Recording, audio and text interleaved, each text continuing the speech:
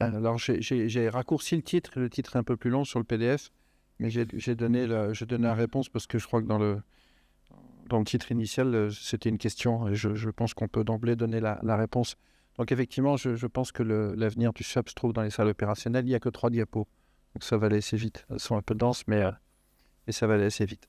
Voilà, les enjeux du SWAP sont connus parce qu'on les traite souvent dans des enceintes comme celle-ci. Alors, je ne vais pas les développer trop longuement, mais il faut se souvenir que on vise plusieurs choses. On vise l'efficacité opérationnelle, on vient d'en parler, parce qu'on vient de parler longuement des différentes techniques qu'on pouvait mettre en œuvre. Alors, il faut plusieurs choses. D'abord, il faut être en capacité de projeter des pompiers, quand même, il faut commencer par là. Ça veut dire qu'il faut des effectifs, il faut des personnes, il faut des casernes. Voilà, c'est la base, mais si on n'a pas tout ça, le reste est un peu théorique.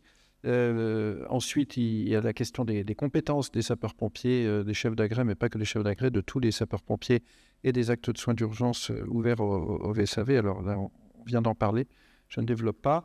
Et puis, cette couche de médicalisation et de paramédicalisation. Voilà, ça, c'est l'enjeu, enfin, ce sont des enjeux d'efficacité opérationnelle. Et puis, il y a un autre enjeu, mais qui est aussi important, et l'époque actuelle ne fait qu'approcher les difficultés qu'on va rencontrer, c'est celle de la soutenabilité de la mission. Alors, on en a parlé un peu plus tôt, après-midi. La soutenabilité des missions, c'est un contexte budgétaire que pour l'instant on estime contraint, mais en fait qui va vraiment commencer à être contraint dans les mois et les années à venir. Parce qu'on est sans doute au début des difficultés qu'on connaît. Voilà, il faut s'attendre, alors peut-être que des bonnes nouvelles interviendront entre-temps, mais il faut s'attendre à connaître une récession. Une récession, ça veut dire moins de moyens, moins de sapeurs-pompiers, moins de capacités. Voilà, il y a des pays voisins qui ont connu une récession. Pas juste on n'avance pas, c'est juste on fait avec moins. Et donc tout ça, cette deuxième contrainte de la soutenabilité de la mission, fait que depuis une quinzaine d'années, on a un petit peu changé la trajectoire. Après la départementalisation, on était sur une trajectoire d'expansion et on a beaucoup fait de choses avec cette trajectoire-là, alimentée par la dette. Hein. Bon. Et aujourd'hui, on doit circonscrire le périmètre de la mission. Alors c'est un lieu commun de dire ça, mais il faut quand même le rappeler. Hein, on a étendu pendant très longtemps le domaine de l'émission, donc culturellement, on a considéré que si on nous appelait, il fallait qu'on y aille, et si on n'y allait pas, c'est vraiment que c'est l'exception, mais qu'on faisait quelque chose de mal. Et là, on est vraiment en train de se frotter à cette contrainte. Et puis enfin, il y a la question de la clarification du rôle des intervenants. Alors, il y a encore 10 ans, on ne savait pas que le SWAP, c'est notre métier. On pensait que c'était une sorte de contingence accessoire, invisibilisée, on dirait. On n'avait pas la conscience, la profession n'avait pas la conscience que le SWAP était notre mission. Aujourd'hui, cette phase est passée, on a conscience que c'est notre mission et on est en train d'arriver à une autre phase. C'est bon, je sais que c'est ma mission, mais est-ce que je suis en capacité de la gérer? Voilà. Et ça, c'est autre chose. Donc le SWAP, c'est une mission du 6, c'est une mission pleine, avec un DOS, un COS. Un peu tendance à l'oublier. Parfois, on pense qu'on est une sorte d'acteur concurrent. Parfois, on pense qu'on est un acteur remplaçable, on peut dire fongible. Bon. Non, c'est notre mission. Et le SWAP, alors petit élément sémantique, je m'autorise à le livrer ici, mais certains l'ont déjà entendu. Le SWAP, c'est toute la mission. Le SWAP, c'est pas la partie basse du spectre, et puis la partie haute du spectre, c'est l'AMU. Non. Le SWAP, c'est l'ensemble de la mission. Voilà. Donc c'est pour ça que j'ai mis AMU entre guillemets. Ce qu'on appelle l'AMU, parce qu'on méconnaissance, on pense que si un docteur ou un infirmier, alors ça change de registre. Non, ça c'est le SWAP. Le SWAP peut être médicalisé, peut être paramédicalisé, peut être rien de tout ça. Dans 90% des cas, il n'y a pas besoin. Mais ça reste du SWAP. DOS-COS, c'est pour l'ensemble du champ. En revanche, si ce n'est pas du secours, ce n'est pas notre mission. Si c'est du SWAP, c'est notre mission. Voilà. C'est une petite base théorique qu'il faut garder à l'esprit parce que parfois, elle peut nous guider sur la suite. J'ai dit avec 3 diapos, j'ai triché parce que ça, c'est le plan et ça ne compte pas. Donc, on va parler de 2 choses. Traitement d'alerte, contention de la mission, gestion opérationnelle du SWAP. Il y a quelques mois, le directeur général de la sécurité civile a réuni, c'est pas dans la diapo, hein, a réuni un copil en disant, écoutez, je ne vous demande pas de bouger un peu les interrupteurs, je vous demande d'être imaginatif, d'être disruptif. Alors du coup, je vous propose 2 diapos disruptifs. Voilà, ça, cette heure-ci, il faut être disruptif, sinon tout le monde s'endort ou attend les huîtres. Donc, un traitement d'alerte. Je vous l'ai dit, l'avenir du SUAP, il n'est pas dans les PISU. Je vais choquer un peu, hein. Il n'est pas dans les PISU, il n'est pas dans les AISU. Bien sûr que c'est le cas, mais je veux dire, c'est quelque chose qui est passé. Maintenant, on le met en œuvre, on le complète avec la pédiatrie. Moi, j'ai beaucoup appris avec ce qui a été présenté par notre consoeur pédiatre. Je ne suis pas pédiatre non plus, sinon j'aurais levé la main. Et moi, je suis très heureux qu'on arrive sur ce champ-là, qui est un champ très anxiogène pour beaucoup d'entre nous. Mais en fait, ce n'est pas là les vrais enjeux. Les enjeux, ils sont dans les salles opérationnelles. C'est le titre du topo. Donc, premièrement, dans quoi les salles opérationnelles vont être utiles? Premièrement, dans le traitement de l'alerte. On verra, il y a un grand 2. Pour concilier ces deux impératifs, qu'on vient de voir sur l'efficience, je suis capable de porter secours quand il y a besoin, quand il faut. Et le deuxième impératif, c'est de contention de la mission. Parce que si on ne contentionne pas la mission, on se perd. On est en rupture capacitaire si on veut faire chic. Enfin, en tout cas, on ne peut pas engager les secours. Voilà. C'est assez évident, mais il faut garder les fondamentaux. Donc, ça veut dire il ne faut pas se louper. Il ne faut pas pêcher par défaut. Je ne suis pas parti, mais j'aurais dû. Et il ne faut pas partir par excès. On l'a très souvent fait. Hein. Enfin, il faut quand même dire les choses. On a vécu pendant des décennies à partir à chaque fois qu'on nous demandait, parce qu'il y avait de l'argent, parce qu'on pouvait y aller, on recrute des pompiers, on construit des casernes. Et heureusement, peut-être ça nous a permis d'avoir un état capacitaire aujourd'hui qui va affronter la récession qui nous attend. Donc, c'est finalement pas plus mal, mais en tout cas, on n'est plus dans ce registre-là. Alors, c'est quoi? C'est premièrement l'analyse initiale des demandes de SUAP, les demandes de secours. Alors, j'ai écrit les demandes de SUAP, les demandes de secours, de soins d'urgence aux personnes. Voilà. Et appliquons la loi. Alors, la loi Matras, on l'a dit tout à l'heure, elle a mis plus de 3 ans, ça fait plus de 3 ans qu'elle a été promulguée. Sur l'expérimentation 112, on a dit encore. Elle n'est pas totalement appliquée dans ces autres dispositions, elles sont très nombreuses, mais pas non plus pour ce qui concerne la redéfinition, ou plus précisément la précision de la définition de notre champ missionnel. Notre champ missionnel, c'est dans ce fameux article, si on doit en retenir qu'un sur les missions dans le CGCT, c'est celui-là. Je vous fais la grâce parce que vous l'avez tous lu plusieurs fois, vous le connaissez comme moi par cœur. Mais en tout cas, il y a ce petit A, ce petit B, ce petit C qui sont la détresse, des signes de détresse vitale ou les signes de détresse fonctionnelle justifiant de l'urgence à agir, qui sont des marqueurs, plutôt des points de frontière de notre mission. C'est notre mission, c'est pas notre mission. Ça, il faut se l'approprier si on veut parler chic. C'est-à-dire il faut le mettre en œuvre. Pour l'instant, je pense qu'on a encore quelques marges de progrès. Je pense qu'il faut abandonner, ou il faut assassiner ce terme qui est devenu obsolète de départ réflexe. Parce que c'est réducteur, et puis parce que ça ouvre à des blagues assez rigolotes. Hein, vous savez, qui est opposé le réflexe et le cortex. Je l'ai souvent entendu. J'aime bien les blagues, j'aime bien j'aime bien les bons mots, mais maintenant il faut passer au suivant. Voilà. Donc il faut enlever de votre vocabulaire, de votre esprit, la notion de départ réflexe. La notion de départ réflexe, intellectuellement, elle a disparu le 25 novembre 2021. Promulgation de la loi Matras. On va parler d'engagement initial des secours. La petite liste de 12 circonstances évidentes, pendu, noyé, enseveli, ça ne va pas résumer le travail du CTA. Le travail du CTA, c'est d'être en capacité, de manière autonome, ça ne veut pas dire indépendante de tout le reste, de tout l'environnement.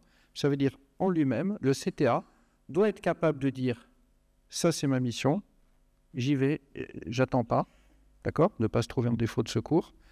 Ça, a priori, c'est pas ma mission, donc je ne vais pas y aller. Ce qui ne veut pas dire qu'après, on n'a pas une deuxième couche. Enfin, ce n'est pas ce qu'il ne veut pas dire. C'est qu'après, on pourra avoir une deuxième couche où, de toute façon, l'appelant qui exprime quelque chose, qui exprime une demande, on va l'envoyer vers autre chose que je vous raccroche et puis débrouillez-vous. D'accord ? On parlait tout à l'heure du SAS, le service d'accès aux soins. On l'a applaudi quand c'était une annonce. On continue de l'applaudir quand c'est quelque chose en cours, en cours de construction. On a besoin de cette réponse. Donc, ça veut dire que si ce n'est pas nous, il y a certainement une autre réponse, et c'est celle du SAS. Je ne développe pas, parce que ça a été développé en début d'après-midi assez longuement. Donc, il faut il faut changer nos pratiques. Changer nos pratiques, c'est commencer par former un peu mieux. Alors, je suis vraiment navré, parce qu'il y a on m'a dit, ça ne va pas bouger, tu fais un PowerPoint, et puis à l'écran, ce sera le même.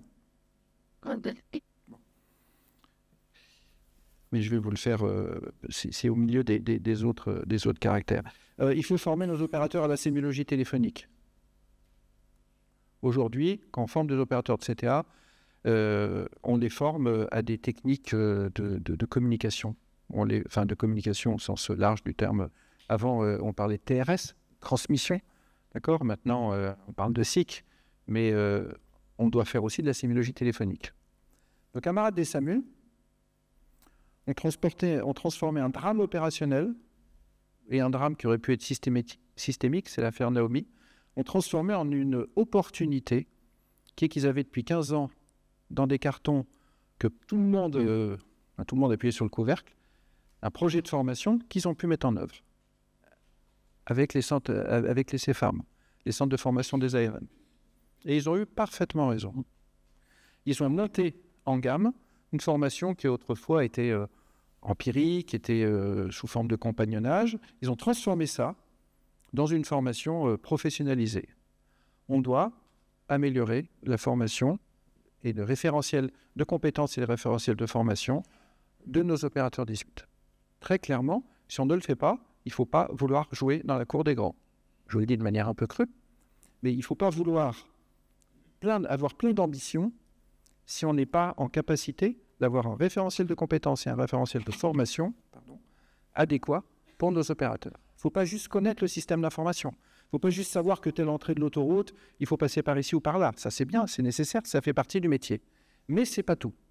Et si on veut faire du SUAP, alors il faut apprendre à nos opérateurs. Je ne dis pas il faut mettre des docteurs.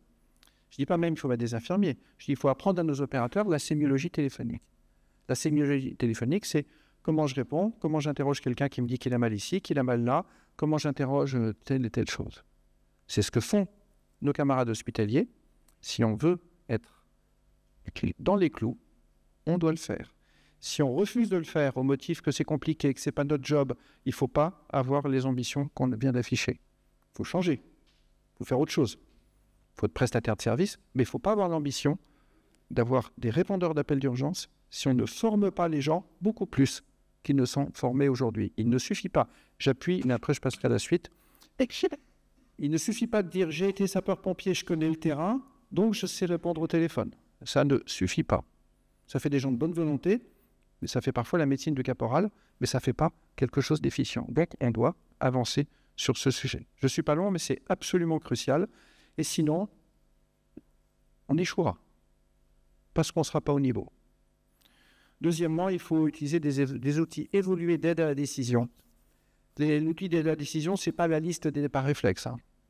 L'outil d'aide à la décision, ce n'est pas une liste de circonstances. Non, peut-être un aide-mémoire, mais ce n'est pas ça. C'est des vrais outils de la décision, je ne développe pas, mais il y a beaucoup de gens qui ont travaillé sur ce sujet, la littérature est foisonnante. Ça, c'est la première chose sur le rôle des salles opérationnelles dans le traitement de l'alerte. La deuxième chose, c'est la conduite opérationnelle du SUAP. Aujourd'hui, je l'ai écrit sous une forme imagée, il y a un trou noir, concrètement, pas dans la théorie, pas dans les PowerPoint habituels, mais il y a un trou noir entre l'engagement du VSAV et la fin de mission. Dans un CODIS CTA, on ne sait pas trop ce qui se passe. D'accord ? Je ne développe pas. S'il y a des gens responsables de CODIS CTA qui maîtrisent parfaitement, levez la main et contredisez-moi. Venez me montrer comment vous faites. Mais généralement, ce n'est pas le cas. Pourquoi ? Parce que pendant des décennies, pendant que cette construction fondée sur l'explosion du nombre de missions et puis sur une sorte de corne d'abondance de moyens, on ne s'est pas occupé de ça. On ne s'est pas occupé de ça. Pas du tout. On a considéré que, dans un premier temps, qu'on n'avait peut-être pas besoin de faire de fiches bilan. Ensuite, on a fait des fiches bilan. Ensuite, on a passé des bilans quand on voulait bien. Maintenant, on passe des bilans au SAMU à peu près systématiquement, quand il n'y a pas parfois... Mais on ne sait pas ce qui se passe au CONIS. Bon. On doit accompagner la mission du SUAP comme on accompagne une mission d'incendie. On n'imaginerait pas une mission d'incendie avec ce trou noir. Il faut faire pareil pour le SUAP. C'est une question de souveraineté opérationnelle. On ne peut pas avoir des ambitions si on n'est pas capable d'être souverain. Sinon, on fait autre chose. On est prestataire de service. Mais on doit travailler en effet obtenir, ce que disent les militaires. Je travaille en effet obtenir. Je ne travaille pas en moyens à fournir. C'est un petit peu différent. On doit avancer le concept d'officier santé au CODIS. J'entends parler d'officier santé CODIS. Je sais qu'il y a la moitié des SDIS qui n'en disposent pas. On doit aller bien au-delà. Ce n'est pas un bonhomme qu'il faut avoir, c'est une fonction. Alors la fonction, je ne sais pas à combien elle doit être. Je pense aussi qu'elle doit être mutualisée, probablement mutualisée, parce que tout à l'heure, ça a été dit par le président Richefou, c'est la première fois que j'entends lui dire ça, peut-être qu'il faudra réfléchir avec Nexis à se demander si on doit garder 3 personnes pour répondre à 5 appels, alors que, oui, bien sûr, sans doute, c'est compliqué et il existe des obstacles techniques. Mais en tout cas, cette fonction d'officier santé CODIS 2.0, c'est une fonction santé. Ce n'est pas juste un individu. Ça doit être médicalisé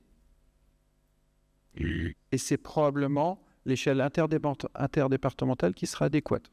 Alors, vous allez tous me dire, c'est pas possible, Patrick, tu dis n'importe quoi. Bien sûr, bien sûr. Vous en souviendrez un peu plus tard. Mais si vous ne médicalisez pas cette fonction, vous serez hors jeu. Et si vous n'envisagez pas une échelle interdépartementale, vous n'y arriverez de toute façon pas. Mais nous devons réfléchir à 10 ans. Peut-être certainement pas tout de suite, certainement pas en 2025 ou en 2026. Mais vous devez avoir cette idée-là. Sinon, abandon de l'idée de souveraineté opérationnelle. On ne peut pas maîtriser 80% de la mission si on n'a pas l'expertise in situ, là où ça se passe. L'expertise, elle est dans les salles de réunion, elle est dans des congrès, mais elle est aussi dans une salle opérationnelle. Et s'il devait y avoir un choix à faire entre mettre l'expertise sur le terrain pour mettre un véhicule de temps en temps ou l'expertise dans la salle opérationnelle, eh bien, je vous le dis, il faut mettre l'expertise dans la salle opérationnelle. Ce n'est pas le plus sexy à vendre, mais c'est le plus efficace. Internaliser la gestion des bilans. Alors bien sûr, vous allez me dire, oh là là, mais tu pars dans des conflits. Non, on ne part pas dans les conflits. L'objectif, si vous voulez maîtriser la mission, c'est de maîtriser les bilans. Aujourd'hui, le bilan que passe un VSAV, c'est la même chose que le message que passe un chef d'agrès qui est face à un feu d'appartement, un feu de cuisine, un court-circuit sur la voie publique ou une fuite de gaz. Le chef d'agrès, il ne vous passe pas le message pour la fuite de gaz chez GRDF. Il passe au CODIS parce qu'on essaye de comprendre ce qui se passe, même si on a l'interface avec l'environnement. Donc aujourd'hui, le CODIS, le SDIS, est aveugle sur ce qui se passe. Si on veut faire de la qualité, tout à l'heure on a parlé de la route d'Hemming. La route d'Hemming, c'est un truc qu'on sert depuis 30-40 ans, peut-être plus, c'est quand il date ce monsieur. Enfin, on est mauvais là, on ne sait pas ce qu'on fait. Le chef d'agrès, on ne sait pas. Vous savez, vous, ce qu'ils disent, vos chefs d'agrès, quand ils passent un bilan? Vous savez ce qu'ils disent concrètement? Vous savez la qualité de la... Vous ne les voyez pas? Vous n'entendez pas les bilans, vous ne voyez pas les fiches. Le chef d'agrès, le médecin-chef tout seul qui lit les fiches, j'ai entendu ça tout à l'heure. Oui, alors à l'époque, on avait le chef d'agrès dans le Loire ou en Haute-Loire, je crois. Il regardait les fiches bilan. Oh, c'est super. Mais il y a des départements, quand vous faites 120 000 interventions par an, je ne suis pas sûr que le médecin-chef il a le temps de lire 120 000 fiches bilan. Ce n'est pas possible. Donc si on ne le fait pas au fil de l'eau, on est aveugle sur ce qu'on fait. Ça veut dire qu'on ne peut pas faire de qualité. Ça veut dire qu'on ne peut pas aller dire, tiens, là, manifestement, ils ne comprennent pas, donc je vais reformuler ce que je mets en formation parce que ce n'est pas bon, etc., etc. On doit passer de la fiche bilan à un système intégré de gestion des victimes. La fiche bilan qui est compliquée à ouvrir par le médecin régulateur, qui est compliquée à accéder par l'hôpital, c'est pas bon. Je veux dire, on va avoir un système fluide, ça veut dire un système intégré. Et Nexis va nous y aider. Dans Nexis, il y a une couche système de gestion des victimes, il y a un SGA, un SGO, un SGV. Le SGV, aujourd'hui, c'est les différents éditeurs de ce qu'on appelle des logiciels de fiches bilan, mais en termes de concept, on ne doit pas penser j'ai un logiciel de fiche bilan. On doit réfléchir sur un système de gestion des victimes. On ne peut pas avoir un truc autonome alors qu'on est dans une chaîne de secours et de santé et de soins, alors qu'on va mettre les gens dans une filière de soins. Donc on doit avoir quelque chose qui commence effectivement au chevet de la victime, qui va peut-être être alimenté par un DMP, un dossier médical personnel. Vous savez, c'est mon espace santé dans le grand public. On doit, et ça je pense qu'on n'en a pas beaucoup parlé, et je vous invite à réfléchir aux mots que je vais prononcer, avoir une attention portée sur l'identitovigilance. Alors je vais faire je me critique avec, on est extraordinairement mauvais en termes d'identitovigilance chez les pompiers. Quand on envoie un patient avec une fiche bilan dans un SAU, la fiche bilan, ils ne la mettent pas dans le broyeur, mais enfin, identité, ils la mettent dans le broyeur, parce qu'on ne respecte rien. Mais moi, le premier, les services dans lesquels j'ai travaillé, le premier. L'identitovigilance, c'est quelque chose de rigoureux. Et ça va nous arriver, et c'est une bonne nouvelle. Parce que si on veut être un acteur mûr, un acteur crédible, si on veut avoir les ambitions, quand je monte l'écran, je parle des écrans précédents, je ne parle pas que des miens. il faut qu'on soit dans les clous. Je parlais tout à l'heure de la formation des opérateurs de CTA. L'identitovigilance, ça veut dire quoi? Ça veut dire que Madame Intel, c'est quoi son nom? C'est son nom de jeune fille, c'est son nom de mari? C'est quoi sa date de naissance? C'est approximatif? Moi, il y a quelques temps, il n'y a pas très longtemps, je suis avec un chef d'agrès qui me donne un nom de famille. Je dis, il est bizarre ce nom de famille, il est quand même très inhabituel. Montrez-moi. Ah ben, je l'ai vu sur la carte vitale. Pardon, oui, sur la carte vitale. Ah oui, la carte vitale, quand il y a trop de caractères, elle coupe. Je dis, monsieur, c'est pas sur une carte vitale qu'on va chercher un nom de famille. Ça, c'est 2024. Hein. C'est pas... On doit être des vrais opérateurs de santé. On est des opérateurs de santé. Les pompiers ne sont pas des professionnels de santé. Nous, médecins, infirmiers, oui, mais 90% des sapeurs-pompiers ne sont pas des professionnels de santé, mais sont des acteurs de santé. Sont des opérateurs de santé. Et si on veut être crédible, si on veut être à la page, si on veut avoir les moyens de nos ambitions, et je vais achever avec ça, on doit respecter les bonnes pratiques, et l'identitovigilance en est une. Et enfin, j'achève avec cette dernière phrase, développons les relations avec le maillon suivant de la chaîne des secours et de la chaîne des soins, qui est le professionnel de santé à qui on va confier la victime qui va devenir patient en quelque sorte. C'est les SAU, certes, c'est les autres opérateurs, alors on parle de MMG, de maisons de santé pluridisciplinaires, il y en a plusieurs autres, mais il faut leur parler. Il faut comprendre leurs difficultés. Il faut comprendre pourquoi des fois on attend 1 heure. Il faut comprendre pourquoi des fois ça ferme, etc., c'est régulé, etc., etc. Voilà. Merci de votre attention.